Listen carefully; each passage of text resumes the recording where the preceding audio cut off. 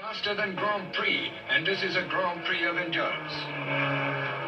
2 hours and 26 minutes into the 24-hour race, it was time for his first pit stop. Having worked so hard to keep in touch with Fangio, when he was called in for a pit stop, he didn't want to lose any time. So, of course, he wanted to brake at the very last minute for the pits, and that's exactly what he did, brake for the very last minute.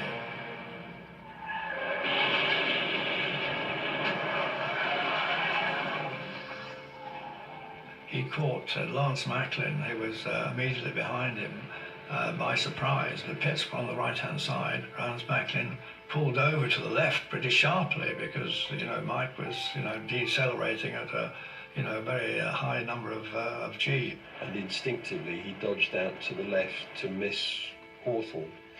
And that put him straight into the path of Pierre Levesque, the French veteran driver in a works Mercedes-Benz, who ran up the back of the Healey.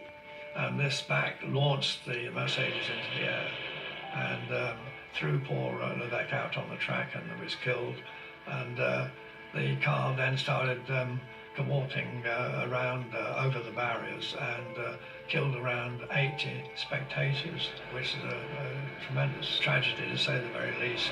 Allegedly, Hawthorn got out of the car and said, "It's all my fault. It's terrible what I've done. I'm going to stop racing."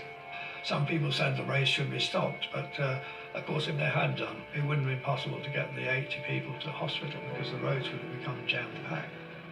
Well, in fact, Lofty England, the no-nonsense Jaguar team manager, persuaded Hawthorn to continue.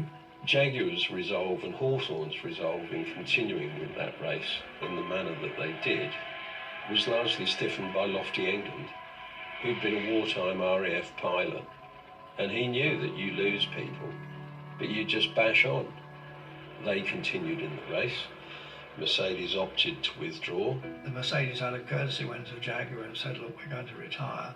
And Lofty England said, "Well, we, Jaguar and Mike Hawthorn, don't accept any responsibility for this accident, so we're going to continue." And with cruel irony, Mike Hawthorn won the race for Jaguar. But Hawthorn held the pace. Britain was right at the front with Peter Collins' Aston Martin lying second and Johnny Clay's Jaguar third. That was the finishing order. A great triumph for Mike Hawthorn, number 6, who races in to take the checkered flag. Some